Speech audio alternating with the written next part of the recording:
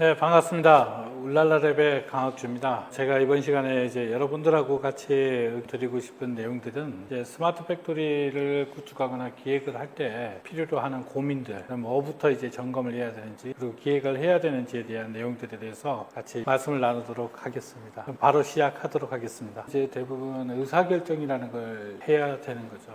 실제 어떤 무언가를 구매를 한다든가, 아니면 뭔가에 대한 혁신을 이룬다든가, 아니면 무언가의 목표를 이루기 위해서 우리는 선택의 기로 놓이게 되고, 이 선택의 기로에서 어떤 판단을 하느냐에 따라서 큰 결과를 만들어내느냐 아니면 실패를 하느냐라는 이런 결정을 하게 됩니다. 이럴 때 이제 우리가 흔히 말하는 이런 결정을 하기 위해서 옳은 결정 또는 현명한 판단을 어떻게 해야 되느냐, 그런 방법론 내지는 어떤 이제 과정들에 대해서 이야기를 하게 되는데, 그 과정 중에서 필요로 하는 것을 우리가 데이터라고 이야기를 하죠.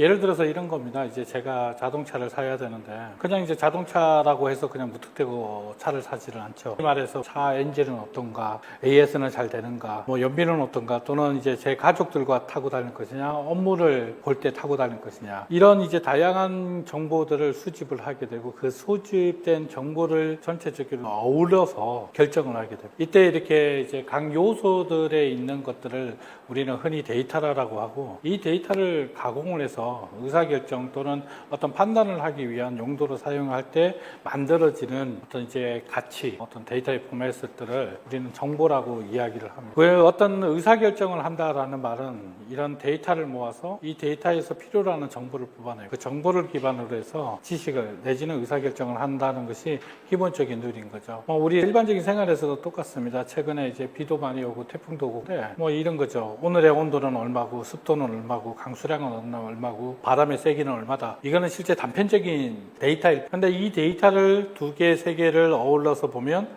오늘이 춥다, 내지는 비가 오는데 좀 심하게 올 것 같다, 이런 이제 정보로 만들어지게 되고, 그 정보를 가지고 추우면 옷을 더 입겠다, 내지는 바람이 많이 부는 비가 오겠다라고 하면 웬만하면 나가지 않겠다, 또는 좋은 우산을 쓰겠다, 큰 우산을 쓰겠다, 이렇게 결정을 하게 되고, 그게 결정에 따라서 행동을 하게 되는 거죠. 그래서 실제 어떤 의사결정을 한다는 말은 이 데이터가 어느 정도 신뢰성 있고, 이 데이터를 어떻게 가공해서 정보를 만들어내느냐가 굉장히 중요하다라는 것이 일반적인 상식입니다. 마찬가지로 공장에서도 스마트 팩토리를 봤을 때 단순히 로봇이나 내지는 어떤 공정의 어떤 효율을 찾겠다, 물론 그것도 방법입니다. 그 목표를 가지고 그 방법을, 그러면 효율성을 찾기 위해서 어떤 과정에 어떤 데이터를 어떻게 가공해서 가져갈 거냐라는 전반적인 고민이 필요한 게 스마트 팩토리의 가장 중요한 룰이거든요. 그러면 이제 조금만 더 가까이 와보면 실제 우리는 그런 활동들을 계속 해왔었습니다. 공장들은 근로자의 능력, 그 다음에 설비의 효율성, 또는 뭐 작업 시간 등등 이런 데이터들을 가지고 최대한 의사결정을 하는 것들을 해왔거든요. 예를 들어서 이런 것들 있지 않습니까? 물건의 이제 품질을 하게 되는데, 이제 품질을 측정을 하기 위해서 쏟아지는 제품들을 다 하지 못하니까 그 중에서 일부의 샘플들을 추출하고 초중물로 검사를 한다든지, 아니면 추출 샘플을 해가지고 검사를 한다, 이런 과정을 거쳐서 우리가 의사결정을 하게 되죠. 품질이 좋아졌구나, 뭐 나빠졌구나,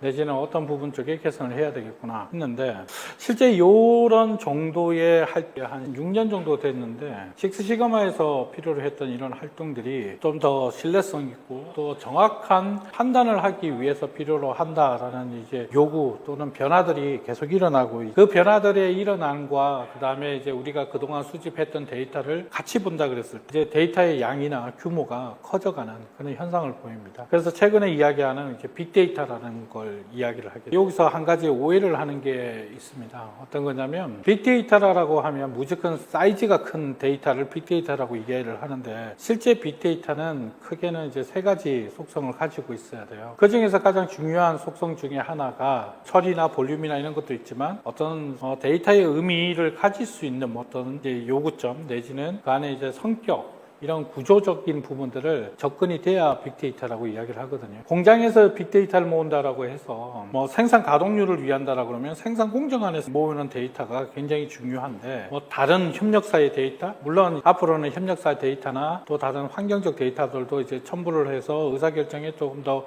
가치를 올리는 작업들도 하지만, 실제 공정에 필요한 데이터들을 가지고 있어야 공정을 혁신할 수 있는 룰이 되는 거죠. 그러면 이제 공정에서 모이는 데이터들을 규모 있게 쌓는 것은 것을 이제 우리가 산업 빅데이터라고 이야기를 하게 됩니다. 그리고 이제 거기에서 조금 더 나간다 그러면 결과적으로는 이 데이터들을 단순히 하나의 용도로만 쓰는 게 아니라 다양한 용도로도 쓸 수 있게끔 재가공을 하거나 재활용을 하는 거죠. MES를 최근에 이제 많이 구축을, MES에서 나오는 것들은 주로 이제 생산 계획과 생산 계획에 맞는 생산 실적에 대한 분석을 하고 찾아가는 룰로서 MES를 쓰게 되거든요. 근데 그러면 거기서 나오는 데이터를 설비 데이터하고 붙이게 되면 이제 설비가 이상 유무나 이렇게 원인들을 찾아내는 예측을 한다는 거에 신뢰성을 높여주는 그런 특징을 가지게 됩니다. 그래서 빅데이터라는 것은 단편적인 어떤 하나의 데이터들을 규모 있게 쌓다라는 의미가 아니라 그 안에서 가치가 있고 그 가치가 다른 데이터와 연결이 돼서 또 하나의 가치를 만들어낼 수 있는 추가적인 데이터들을 또 의미를 찾아낼 수 있는 것을 이제 우리는 산업 빅데이터라고 이렇게 이해를 하죠. 실제 이제 스마트 팩토리에서 이 빅데이터라는 개념이 굉장히 중요한 의미거든요. 왜냐하면 스마트 팩토리에서 가장 기반이 되는 것이 바로 빅데이터 구조를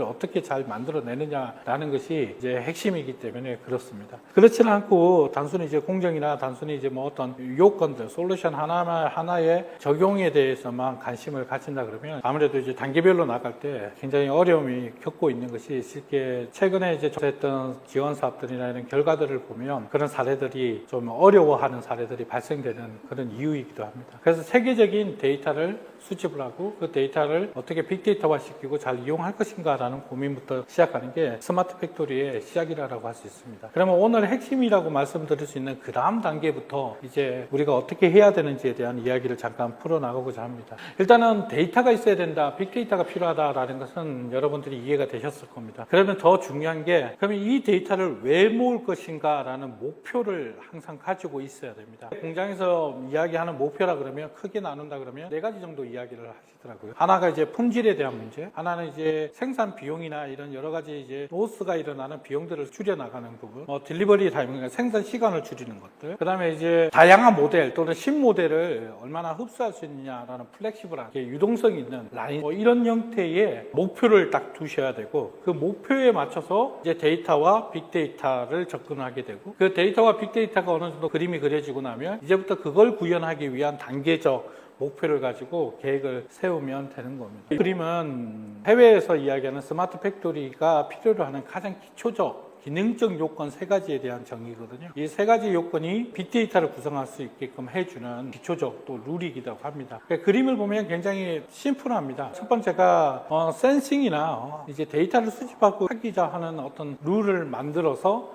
감지를 하자. 그리고 그 감지에 대한 것들을 가지고 판단을 하고 판단된 그 결과치를 수행을 하자라는 룰이거든요. 그러면 이 룰에서 최근에 말하는 스마트 팩토리의 기술 또는 4차 산업 기술들이 어떻게 적용이 되냐 그러면 이제 센싱을 위해서 아무래도 센서를 제일 많이 사용을 하게 됩니다. 그리고 센서의 데이터를 모으기 위해서 우리는 네트워크를 이용을 하게 되고요. 이 네트워크를 통해서 수집되는 데이터를 한쪽에 모아서 빅데이터화 시키고 이 빅데이터를 분석을 하고 또 분석된 데이터들을 쉽게 인지할 수 있게 해주면서 이 인지할 수 있는 가장 좋은 방법 중에 하나가 이제 요즘에 이야기하는 시각화라고 이야기를 하죠. 비주얼라이징이라고 하고 이제 쉽게 말씀드리면 공장에서 대시보드라는 이런 게 있었죠. 그런 게 이제 시각화이고 또 보고서라는 것도 일종의 시각화 도구입니다. 최근에는 이 시각화 도구가 이제 디지털 트랜스포메이션이라는 거와 디지털 트윈이라는 단어들과 기술도가 어울려서 조금 더 효율성을 발전시키자라는 영역이기도 하죠. 그러면 이 시각화를 통해서 이제 작업자나 생산 공정 자동화된 설비에서 어떤 판단을 할 수 있는 기술들을 적용하게 되고 그 뒤에 이제 자동 제어나 아니면 지능형 공정이라는 것을 만들어내게 되죠. 이렇게 보면 당장이 나오는 기술들이 한 8가지, 9가지, 많게는 10가지 데이터들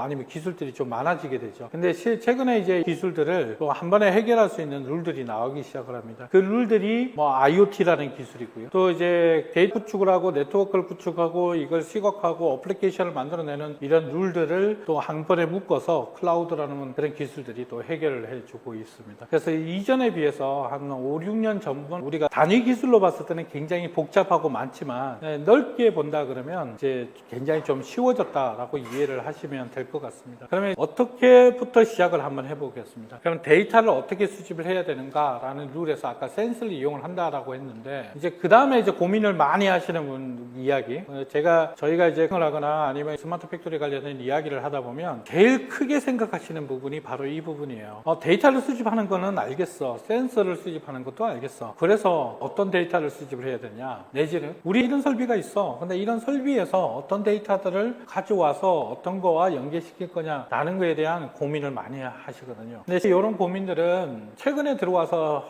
정립하거나 새로 연구하는 분야는 아닙니다. 원래 이 분야는 특히 제조 데이터에 관련된 부분은 벌써 10몇 년 전부터 잘 알고 계시는 식스시가마라는 그런 개념이 나오기 전부터 이런 것들에 대한 정의가 이루어졌거든요. 먼저 이런 정의가 이루어지기 전에 아까 서두에서 제가 말씀드린 대로 목표가 무엇인가라는 걸 먼저 정의를 해야 되고요. 그 목표를 가지고 어떤 데이터를 모아야 되겠다라는 걸 큰 그림을 이제 설계를 하게 되는 겁니다. 그 설계를 컨설팅을 하거나 전문적으로 하는 사람들을 이용을 해서 할 수도 있겠지만 뭐 간단하게 처음에 기획을 할 때 회사 내에서도 충분히 이런 것들을 디파인할 수 있게 되어 있거든요. 왜냐? 벌써 오래전부터 이 부분 쪽에 연구가 되어 왔기 때문에 조금 전에 제가 말씀드린 대로 이 부분에 연구가 되어 왔던 게 식스시그마라는 룰 중에 하나가 있습니다. 식스시그마에 보면 우리가 이제 기본적으로 필요한 데이터는 4M이라 4가지 정보는 필요하다.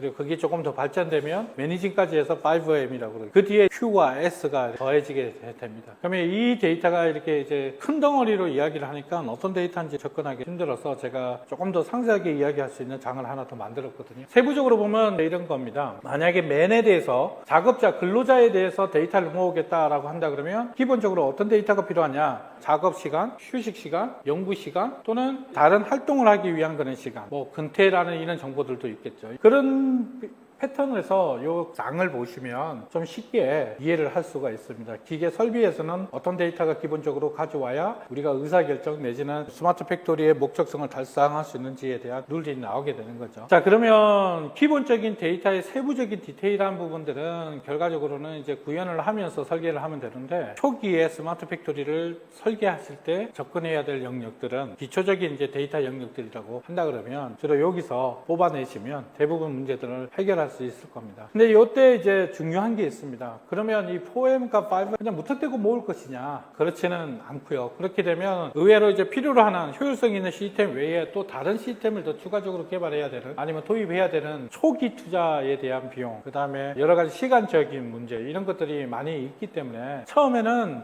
제일 처음에 기업에서 지금 당장 해결할 것이 무엇인가라는 것부터 접근하는 게 좋습니다. 스마트 팩토리 이야기를 하면 크게 이제 5개 분야를 이야기를 하거든요. 생산관리, 품질관리, 설비관리, 에너지관리, 안전관리 이렇게 이제 5개 영역을 이야기하는데 저희가 이야기를 하고 진행을 해보니까 중소기업, 제조기업들은 대부분 이제 생산관리와 품질관리에 좀 관심이 많으시고요. 중견 이상 기업들은 생산과 품질은 어느 정도 이제 된다라고 판단하셔서 이제 설비관리, 예지보지원 이런 것들에 대한 관심이 많으십니다. 물론 이게 대기업이니까 이쪽을 하고 중소기업이니까 이쪽을 하고 이런 룰은 아닙니다. 그냥 저희가 해봤더니 전체적인 이제 니즈가 이렇게 집중이 되더라는 거고요. 일단 가장 중요한 거는 생산관리가 제일 중요하죠. 그래서 생산관리를 더 필요하기 때문에 기초적으로 필요하기 때문에 우리 뭐 정부 사업에서 MES가 기초 사업으로 이렇게 가는 것도 그런 이유이기도 합니다. 근데 이제 단순히 생산 관리를 위한 게 아니라 결과적으로는 생산관리와 품질관리가 어우러져 있는 효율성 내지는 뭐 가동률이라고 할 수도 있겠고요. 최종적으로는 생산량에 대한 문제, 그 다음에 발주가 난 거에 대한 불량이 나지 않는 품질을 보장하는 정도에서 적시적소에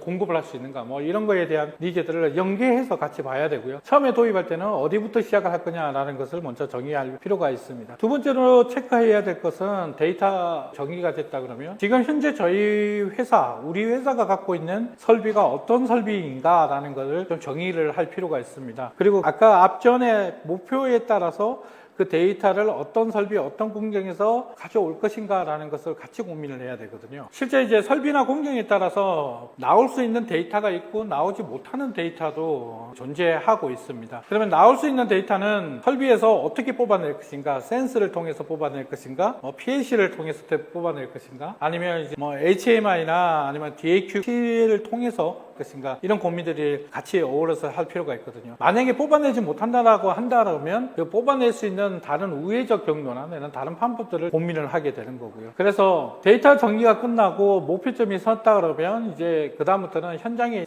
설비 또는 과정들을 분석하는 작업들이 꼭 필요합니다. 그러면 이 세 가지까지 점검이 되고 나면 이제 대부분이 데이터 수집에 대한 룰은 어느 정도 정리가 되어 있습니다. 지금 이제 그림에 보여드리는 거는 저희 회사 고객사인데 아디다스 공장입니다. 원래 이제 발표 자리에서 어떤 회사다라고 오픈을 할 수 없는 규정이 있어서 제가 이제 아디다스의 어떤 공장이다라고 말씀드리면 되겠고, 실제 이 공장에서도 많은 수자공 공정도 있고 자동화 공정도 있습니다. 그러면 이 공장 안에서 처음부터 전체를 보는 게 아니라 당장의 데이터를 뽑아낼 수 있는 세 가지 큰 룰을 가지고 데이터를 접근을 하는 겁니다. 그 중에 하나가 이런 거죠. 이 신발 공정에 보면 이제 천과 천을 붙이는 작업이 있어요. 옛날에는 이제 바느질을 했죠. 소잉을 했는데, 최근에는 이제 소잉을 안 하고 어떤 열이나 압력을 가해서 천을 붙게 하는 장치라고 해서 퓨어 프레스라고도 하기도 하고 노소 기계라고도 합니다. 그러면 이제 이 기계에서 온도와 압력을 데이터를 뽑아낸 겁니다. 지금 보시면 이제 차트가 이런, 제가 왼쪽에 상단에 위에 보면 노소 기계에 조그마한 인디게이터라고 해서 숫자가 보여줄 수 있는 계기판이 보일 겁니다. 이 계기판을 보고 이때까지 작업자가 일을 했거든요. 데이터는 나오는 겁니다. 생성이 되고 있는 거거든요. 근데 이 데이터를 수집을 하질 않았던 거죠. 어떻게 수집을 했냐면 종이에다가 그냥 필기를 하는 거죠. 근데 이 기계가 작동 원리에 의해서 여기에 나오는, 예를 들어서 160도다. 그러면 이 160도가 형성되는 과정들을 여기 보여지는, 계기판에서는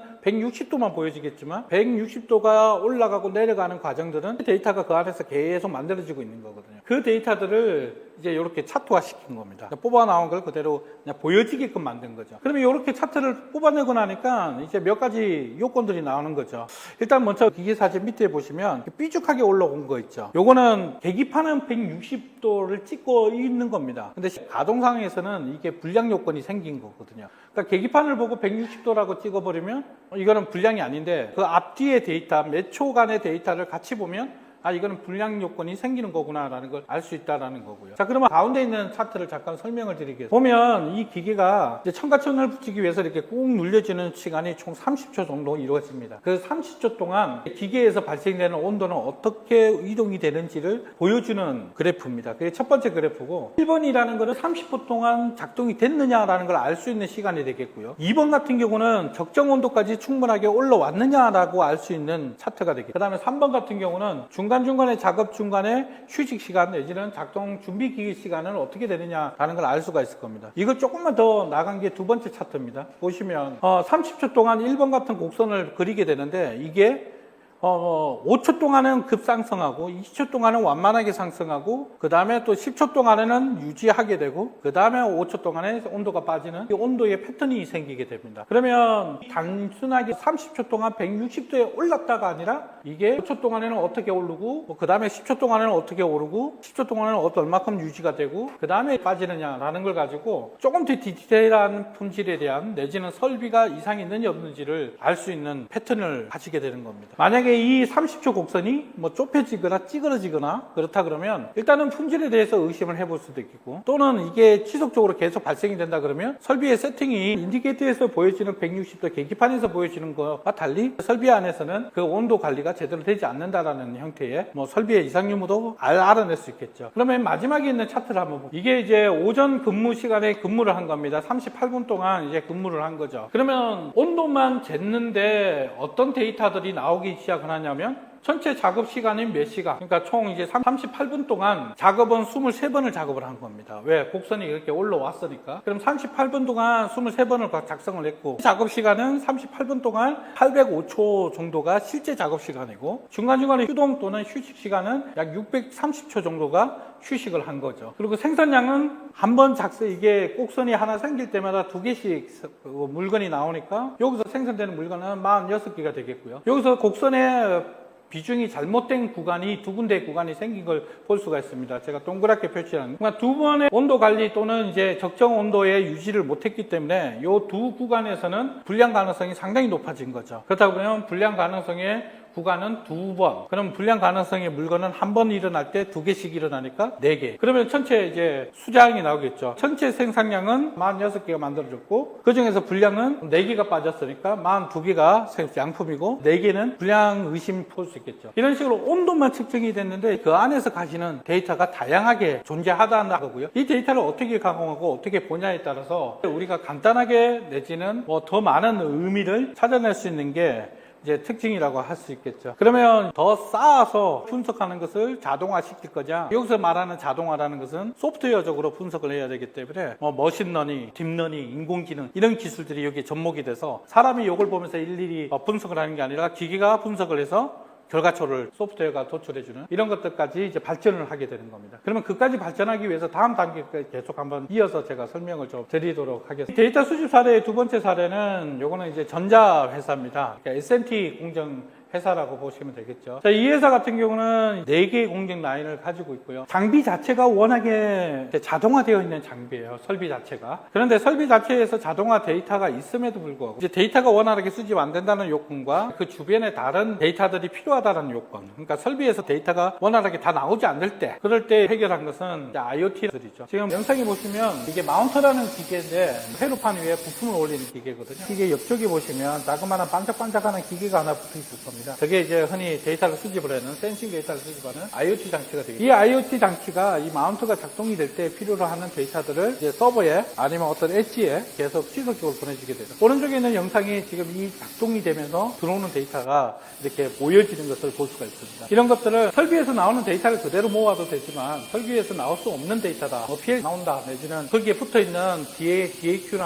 아니면 ACM 데이터가 나오지 않는다라고 했을 때는 센서를 더 추가를 해가지고 데이터를 제대로 나오는 거죠. 여기서 나오는 이 데이터를 오른쪽 차트에 지금 막 움직이는 거 들어오는 거 보실 건데 이걸 보고는 저희가 지금 어떻게 작동됐는지 알 수가 없어요. 그래서 데이터가 수집되는 그 과정은 현장에서 내지는 담당자가 이걸 의미를 찾아내기라는 것은 굉장히 어렵습니다. 그래서 이 데이터들을 단편적으로 보는 게 아니라 어떤 구간이나 어떤 기간을 거고 그리고 패턴이 있는지 없는지를 보는 겁니다. 단순하게 이렇게 막 들어오는 데이터를 한 달이면 한 달, 일주일이면 일주일을 이렇게 쭉 펼쳐놔봤더니 이제 패턴이 보이기 시작하는 거죠. 지금 기본적인 룰을 한번 볼까요? 이게 데이터가 일주일치 모인 거예요.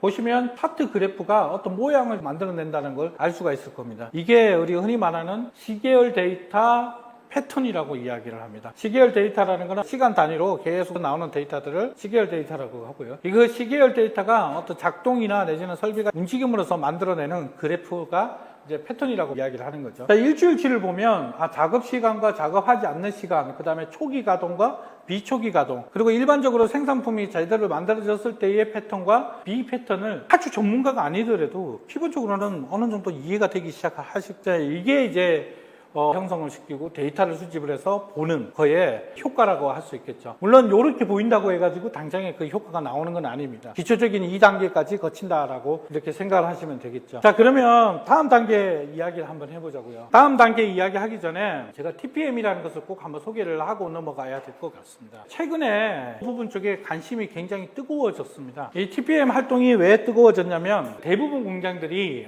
그동안에 많은 인프라 투자와 기술 투자를 해왔기 때문에 자동화가 되어 있거나 내지는 이런 CX-시가만을 도입해서 어느 정도 이제 체계를 갖춘 공장들이 좀 많이 생겨났죠. 그래서 대부분이 이제 생산량에 관련된 거, 가동률에 관련된 거, 또는 심지어는 이제 좀 많이 앞서가는 회사들은 품질에 관련된 거는 대부분 해결되고 있는 그런 룰들입니다. 그런데 공장에서는 생산량과 품질을 제어하는 요건 외에도 다른 누수 효과들이 꽤 많죠. 이런 누수 효과들이 이제 우리가 흔히 말하는 로스라고 이야기를 하는데 이 로스를 최적화시키자, 최대한 없애자라는 활동이 PM이라는 활동입니다. 경영적 입장에서 한번 볼까요? 경영 목표는 재정 원가를 개선을 시키고 이익을 창출을 더 높이는 것이 기본적인 목표일 겁니다. 그러려면 두 가지 활동을 하게 되죠. 생산량을 증대하거나 코스트를 다운시키거나. 근데 여기서 생산량을 증대하는 거와 코스트 다운이라고 보면 대부분 기업들은 코스트 다운은 충분히 회사에서 제어가 가능하다라고 생각을 합니다. 예를 하나 들면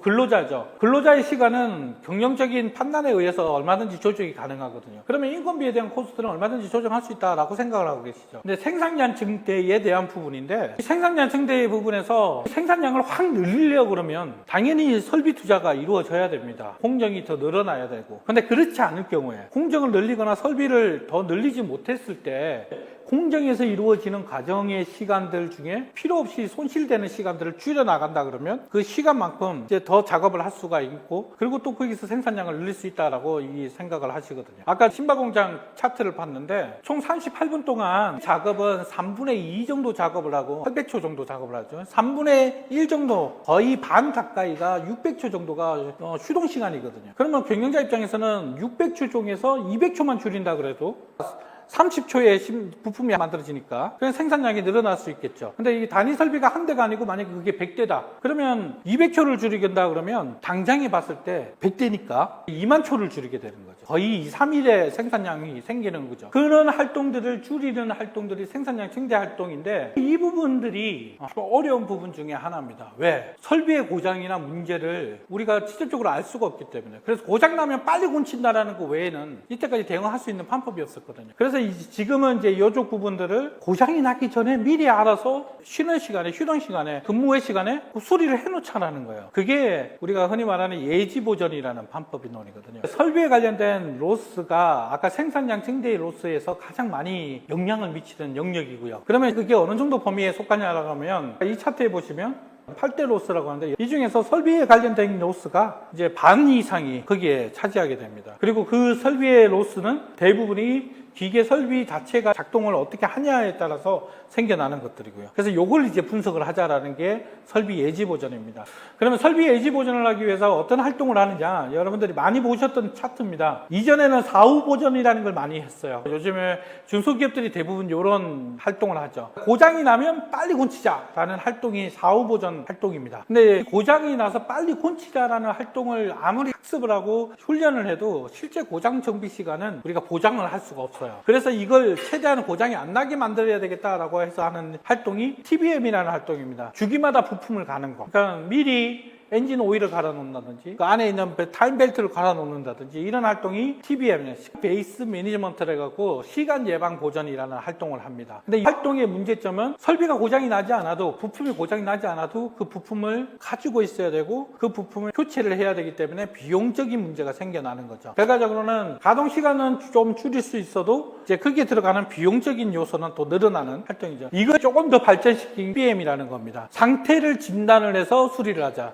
우리가 초음파 진단을 한다든지 아니면 진동을 가지고 상태가 그 전보다 달라졌다라는 걸 가지고 판정을 하는 거죠. 여기에서 조금 더 발전된 게 이제 예지보전이라는 거죠. CBM이라는 기반이 어느 정도 되어 있으면 이 CBM에서 이 데이터들, 아까 말씀드린 진동이라는 데이터, 사운드라는 데이터를 실시간으로 모아서 이 실시간 모아진 데이터를 가지고 머신러닝이라는 신기술을 이용을 해서 사전에 찾아내자, 사전에 알아내자라는 기술이 여기에 속하게 됩니다. 그 분야에 가장 발전되고 있는 게 회전축계 기계들입니다. 흔히 말해서 모터 기계들이죠. 펌프에 쓰는 모터도 있겠지만 공장에서 대부분 사용하는 설비들의 주 동력원으로 많이 사용이 되는 게 모터이기도 합니다. 대형 공장은 압축기를 많이 쓰겠지만 일반 자그마한 공장들은 모터를 많이 쓰죠. CNC를 쓴다? 그럼 그 안에도 모터가 들어가 있는 거고요. 컨베어 벨트를 쓴다? 그러면 그 안에도 모터가 들어가 있는 거죠. 근데 이 모터에 대해서 이제 제일 많이 예지보전에 연구가 진행되고 있고요. 이전에는 여기에서 진동과 온도를 측정을 하자라고 해서 그 데이터를 가지고 CBM이라는 상태 진단을 했었습니다. 근데 요걸 이제 실시간성으로 만든 게 최근에 이제 하고 있는 룰들이고요. 자, 여기까지가 전체적인 트렌드고요. 그러면 이제 세부적으로 4가지 영역들에 대한 고민들을 한 번씩 풀어보겠습니다. 이거는 빨리 좀 진행을 하겠습니다. 첫 번째로는 OT에 대한, 현장에 대한 고민, 두 번째로는 엣지라는 거에 대한 고민, 세 번째로는 서버나 또는 클라우드. 우리 데이터가 외부로 나가. 그래서 우리 회사에서 서버에다 구축을 해야 돼. 근데 우리 회사는 전사실이 없어. 그리고 담당자가 또 서버 관리를 해야 돼. 근데 클라우드를 하자니 이건 또 다 외부 데이터 같아. 이런 고민들 많이 하고 계실 건데, 그런 접근을 어떻게 할 거냐라는 거와, 그 다음에 최종적으로 이렇게 구축을 해놓고 나서 맨 끝에는 의사결정을 해야 되는 거거든요. 그 의사결정을 하기 위해서 보고서는 어떤 형태로 구성을 하는지, 그리고 이걸 어떻게 발전시키는지에 대한 내용으로 이어지도록 하겠습니다. 첫 번째, 이제 OT는 데이터를 받는 영역은 여러 포인트가 있습니다. PLC, 인디게이트, HMI, 센서 등등등등등등이 있고요. 근데 이전에 불과 한 5, 6년 전만 해도 PLC 데이터를 뽑아낸다 그러면 굉장히 어려웠어요. 그런데 최근에는 이 PLC 데이터를 가져온다고 하면 OPC UA라는 기술들이 나와서 이제 굉장히 쉽게 뽑아낼 수 있게끔 이렇게 만들어졌죠. 이전에 비해서는 월등하게 가격이 저렴해진 상태에서 이제 데이터를 뽑을 수 있는 방법들이 생긴 겁니다. 쉽게 말씀드리면 OT 영역은 이전에는 예전에는 데이터 모을 수 있다 없다라는 고민을 했는데 지금은 거의 모든 데이터는 다 모을 수 있다라고 이렇게 생각하셔도 됩니다. 그 영역이 우리가 말하는 IoT 기술, OPC UA 기술, 그다음에 OT 링크 기술, 뭐 이런 기술들이 발전되고 있고, 데이터 포맷도 이제 모드버스, MQTT 같은 이런 표준적 그 프로토콜이 생겨나면서 좀 더 쉬워지고 있죠. 그래서 OT와 IoT 영역은 솔직히 공장에서 고민할 영역은 거의 아니라고 봅니다. 왜냐, 요걸 해결할 수 있는 회사가 워낙에 많기 때문에. 자, 그러면 여기서 한번 잠깐만 보고 갈게요. 여기에서 나오는 데이터가 어느 형태로 나오냐면 지금 제가 보여드리는 거는 진동 데이터입니다. 보시면 이게 동영상에 보고 있는 데이터가 10개로 1Hz죠. 1Hz가 1초당 한 개의 데이터를 수집을 하는 게 1Hz라 그러면 10K라 그러면 초당 1000개에서 10,000개 정도의 데이터를 쏟아져 나오는 거라고 볼 수 있겠죠. 지금 이렇게 이제 현장에서 데이터들은 대부분 이렇게 쏟아져 나오게 됩니다. 그러면 이렇게 쏟아져 나오는 데이터들을 어떻게 보낼 것인가, 어떻게 모을 것인가가 두 번째인 네트워크와 엣지라는 영역입니다. 자, 그러면 이 그림을 한번 잠깐 볼까요? 이 옛날에는 이렇게 현장에 OT에 다양한 설비들이 있었다 그러면 이 설비들마다 각각의 다른 프로토콜과 다른 방식으로 이제 데이터를 연동할 수 있는 룰을 만들어 놨었던 거고요. 이러다 보니까 너무 많은 장비들이 들어가야 되는 현상이 있었죠. 그래서 이 데이터들을 전체를 다 못 모으니까 일부 데이터를 뭐 파이나 OPC 서버 같은 이런 설비에 이제 일부의 데이터를 모았고 그 데이터를 가지고 이제 MES 사용한다든지 ERP를 사용한다든지 이런 구조를 만들었습니다. 근데 최근에는 이 구조를 이제 IoT, OPC UA 같은 기술들이 대체를 하고 있고요. 그 다음에 중간에 이제 서버를 하나 이제 별도의 다른 서버를 둬서 여기에서 일어나는 모든 데이터를 서버에다 갖다 넣는 겁니다. 이걸 이제 데이터 뱅크라고 하는데, 자, 아까 잠깐에 보여드렸던 그림에 보면 설비 하나에서 센서 하나에서 쏟아져 있는 데이터가 어마어마무시한데 이걸 어떻게 서버에 다 모으냐라는 거예요. 이게 네트워크 커버리지는 과연 될까? 내지는 우리 서버 용량은 도대체 얼마나 커야 되느냐, 이런 게 있죠. 그래서 중간에 이 데이터를 이제 처리를 하기 위한 판법론으로 만들어지는 것들이 중간에 엣지라는 기술입니다. 이 엣지는 로우 데이터가 쏘여져 있는 것들의 데이터를 1차 분석을 하는 역할을 하고요. 두 번째로는 데이터가 손실되거나 내지는 정지되는 역할들을 해결해 줍니다. 그리고 네트워크가 장애가 생겼을 때